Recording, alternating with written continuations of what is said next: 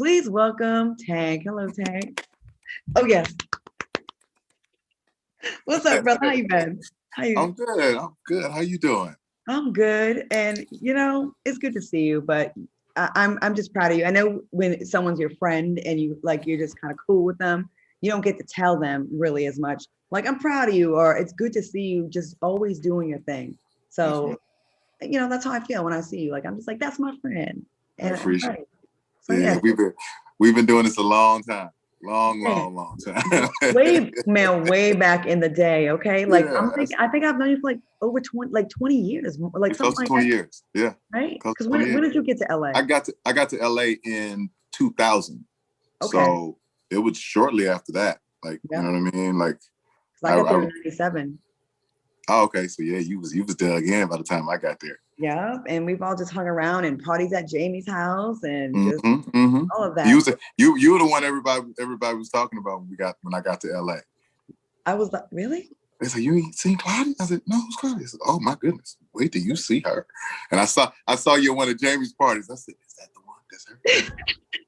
Is that the Liger? That's it right there." The Okay, lighter is that Liger, the tiger and the lion mix. lighter? Oh, Yeah, you know yeah, what? I wish you would have told me that back then, because like you never think that people like have these thoughts or say these things. You just think like, damn, no one's like checking for me like that. oh Everybody no, was really shy about it, I guess, is what I'm no, saying. no, yeah, you was fire. I mean, you're still beautiful, so that goes But without saying. I was way better back then. So thank you. So, thanks for that. Thanks for telling me what could have been out there in these streets. Yeah, thanks. So are you excited about things finally starting to open back up and we can get back to some kind of life or You know what? I am. I'm excited, and it's funny because when I was on my last tour, I was with Fantasia Mhm. on her tour, and I couldn't wait to go home. And I love tour, you know what I'm saying? I loved it, but I got to a point to where I was like, man, I just want to go home and sit in the house. Mhm. And then COVID hit, and I was forced to stay in the house. And I was like, man, I can't wait to get back out on the road. Like, Right. and my wife, she getting spoiled. You know what I'm saying? She got me running around the house and running errands. And now that things are starting to pick back up, she's getting angry. I'm like, you can't get angry with me Oh, because forgive I'm me. working. But Right. she's been spoiled. You know what I mean? She's had me here to herself for this whole time. But now I'm back in these streets. So And that's so cute. I mean, y'all have had a long journey too. I remember back in the day when y'all were dating, we would always tease both of y'all like, when y'all gonna get married? Y'all been dating forever. yeah, And then yeah. and then to finally be at your wedding and just see that, it was super dope. Like your wedding was dope. It really You was. know, I met her in 2000. She was dancing in my first video. Mhm. And, we were friends for a while and then started really, like really seeing each other in like, I think 2004, did a couple years in. Oh, you said it like jail though. Don't do Not like that. I mean, Okay. that's my dog. We did a Yeah, you couple said years. I We did did a stint. We did a did a couple bid. years stint, you know what I'm saying? A little bid. And, promise ring was exchanged and then it all fell apart. Well, you gave her a promise ring first? I did. I gave her a I don't, promise ring back then. really? We Yeah. don't really hear about. Okay, let me ask you this because I think I don't know anyone that's gotten a promise ring. So when you gave her the promise ring, was she like thinking it was the real one, or she was it a letdown, or was she excited for that ring? I don't know. You know what I mean? I knew it was exciting for me, you know what I'm saying? Because, it was the next step and Yeah. and commitment to me and promising that, we're gonna get through whatever and we're gonna do this. I'm promising you that we're gonna get there. Yeah. And then for the promise not to work. And then it was like, Right. oh no. So, we broke up and then 7 years later, we end up back together, you know what I'm saying? Which we thought would never happen. Or I thought would never happen. We all And, knew. We all and knew. you didn't know Yes, that. we did. Yes, we did. Um, All of us were talking about y'all. We all knew it was eventually going to be that. Seriously. so anyway, we started kicking it and hanging out, and all of a sudden I woke up one day and I was like, I think I'm in love with Zena again. And then the rest is history. The rest is beautiful history. I love it. Almost You okay? You all right? I'm getting choked up, I think.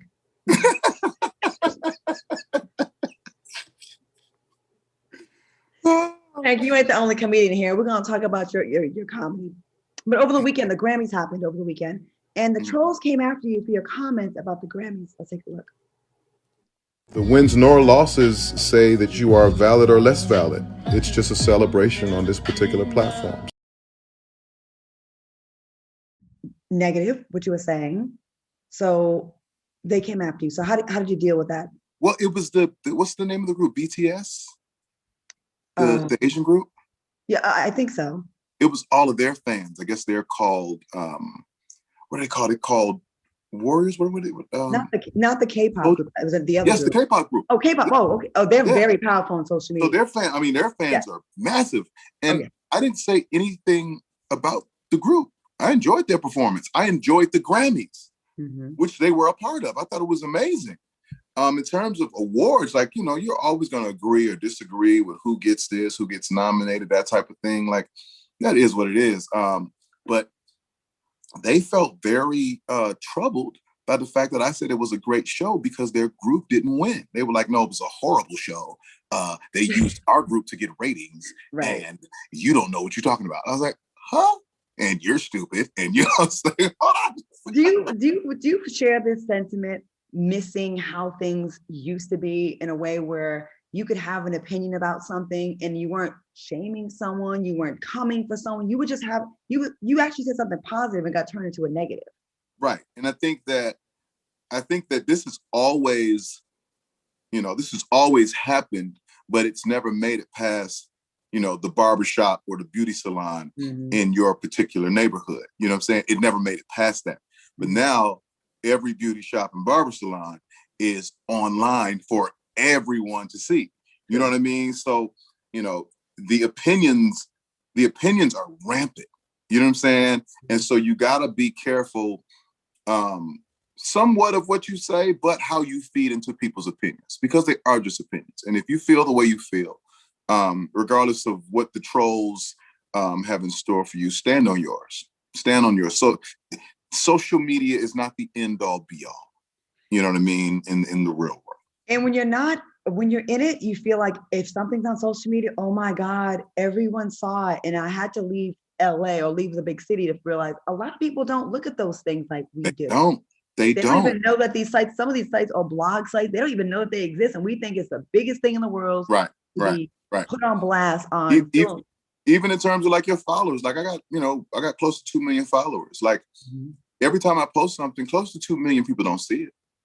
Like even the way they've, adjusted the algorithms of how people see things and all of this stuff. Like, it's like you said, it doesn't cover as much ground as we think it does, or as you think it does. So you don't put all your stress and your mental stability into what people think on social media, because it's just not real. It's not a reality check.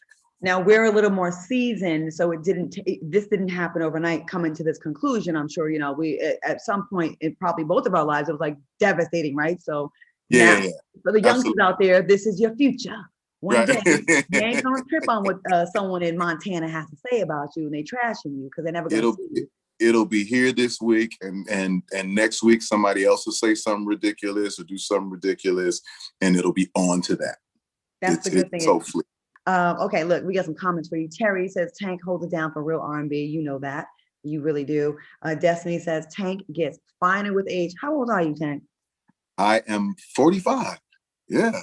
Thank you for answering. You didn't give me the Hollywood. Yeah, I'm 45. I'm strong in these streets. Yeah, I'm older than you. Ooh, okay. You are? I'm 48 next month. Yeah. Yeah. We different though. We different. We still got, we still got a whole lot of juice left in the tank. You feel me? I like that. I'm gonna use that. I'm gonna use that. We got juice left in the tank. We got juice left. Devin says Tank really makes it. Really made it out of Milwaukee and is killing shit. Hey. Okay. Khadijah says, I know Tank's royalty checks be looking fat. Hallelujah. He has a nice house. I've been there. It's very nice. Very nice. Okay. And Carlos says, I found out about Tank when he was with Blackground and Aaliyah. Yeah. Wow. I'm sure there's a book in you, seriously, about all the stuff you've seen and people you've been around and your experiences. You ever think about writing a book? Yeah, I have. My manager, Jay, he brought it up. He said, man, you should write a book. Like, it's like, because because it's crazy. Like I'm always I'm the guy that is the bridge between, like, you know, Keith Sweat and Jacquees. You know what I'm saying? Like, I'm in between all of these worlds, and I've seen so much, I mean, craziness from entertainment to the streets to the church. You know what I mean? And finagling all of it to still be here, you know, 20 something years later. Is so much information in there, man. And anytime I'm around, like, the younger guys, I'm just feeding them knowledge. And I'm just giving them everything that I have. You know what I'm saying? Because I believe that's part of my purpose. And so, you know, every time I start telling stories and giving game, he's like, bro, you gotta write a book. I think you should, Tank. You 20, again, like you said, you've been in the game for two decades, right? And you live in that, you exist in that space where it's like you're so talented and so mainstream in a way. Like, you're mainstream, right? So not that you're trying to be mainstream, but everyone knows who Tank is, and the old cats respect you. You're not like just some up and coming guy. You paid your dues, and then the young cats, you're still cool to the young cats. Like, you're in that kind of sweet spot, I think. Yeah, good space. So yeah, I got to get the information together and get it to the people, because it's helpful. I went through a lot in my career that I think, you know, would help people out a lot. You know what I mean? Okay. Just having and knowing, you know, the ups and downs and how I was able to make it through certain things, how I took losses on certain things and had to pick myself up, you know. Speaking of losses, we have another comment from the YouTube. RJ says, Tank worked with Blackground Records. Barry Hankerson didn't steal his money. Did he steal your money? There was some discrepancies in the book. The books weren't right. The books. But Barry was one of those guys. My business hours, office hours. Oh, yeah.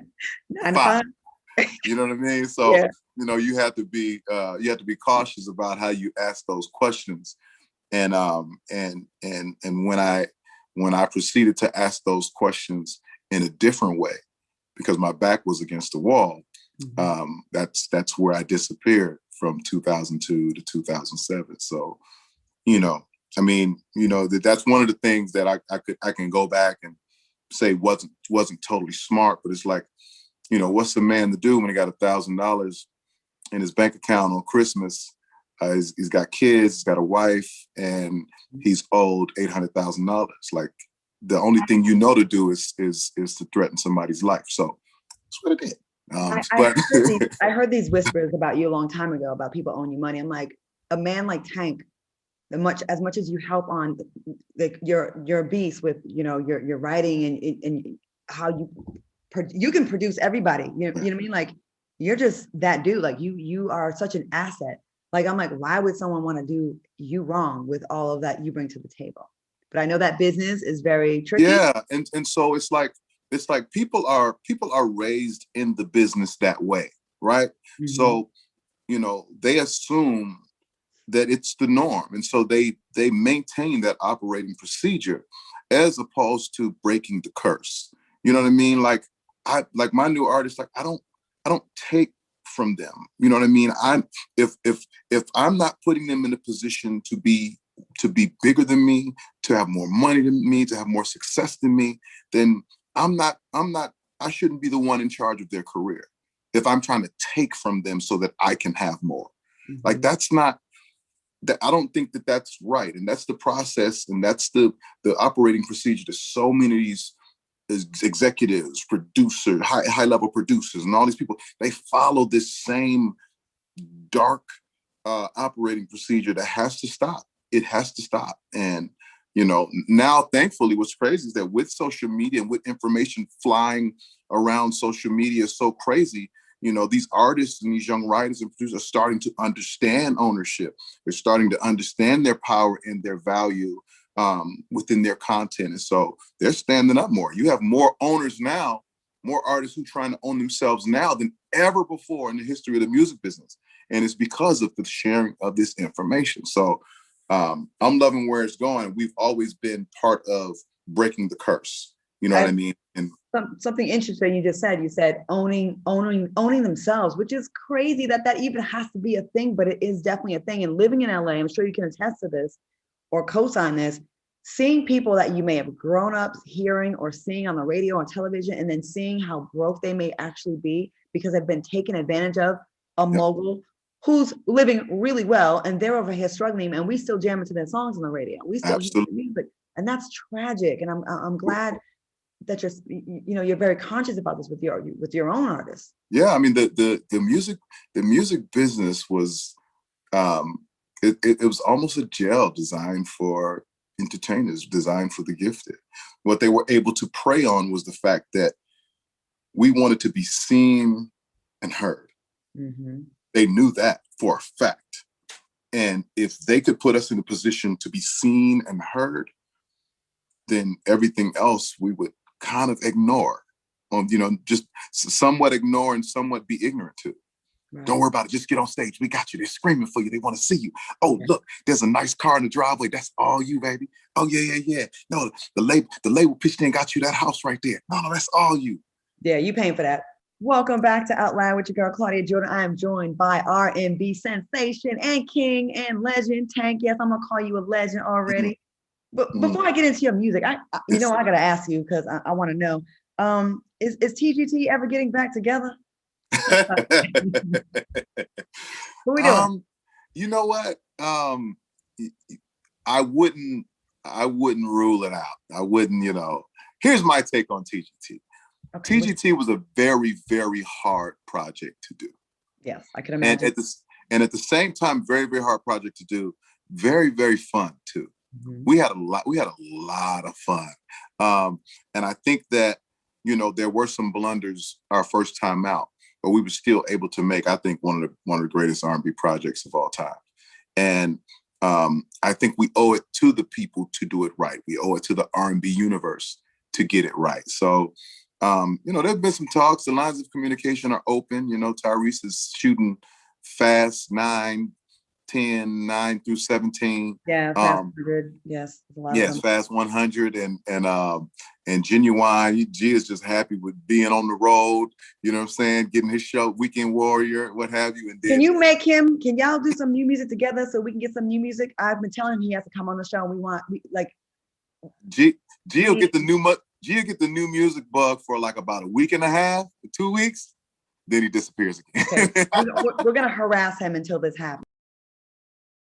You recently debuted the video for the single Can't Let It Show, starring P Valley's Brandy Evans. We have a clip. But you're not emotional. She said, I should be crying, but I just can't let it show. I should be crying, but I can't stop thinking all the things you should have said that you never said. All the things you should have done that you never did. You're like the only person that Kate ever gave clearance to do this song. It's Kate Bush's song. This is a woman's work, and Maxwell scored a major hit with the live version. So, how does it feel to have that connection? Like you, I'm sure many people try to get that, and you got it. You know what? And we didn't think we'd get it. We literally asked everybody to help us get this clearance. We asked some of the biggest people in entertainment, in business, to help us. And they were like, look, good luck, but she's never cleared her music ever. It's, just is what it is. And I was like, okay, well, man, let's just put it out for free. Just, let the people enjoy it. Let it go viral. And like 3 months later, after it had gone cold, my manager called me and said, you are not going to believe this. I said, what? You got it. Kate Bush just cleared the song. Amazing. And it was such an amazing moment, because I was like, hopefully, she heard it and cleared it because she heard it. Mm-hmm. You know what I mean? And hopefully she was a fan of my reimagination of her song. That's how I take it. And so I hope, I'm going to believe that was the case. And we're going to go with that. And it makes me feel even better. And Can't Let It Show will also be on your next album coming out this summer. So make sure y'all all pick that up. So you've got that going on. And shout out to Brandy from P Valley, a good friend, and she's doing her thing. You're doing stand-up comedy. You got the music coming out. And do you get nervous with the stand-up comedy? No.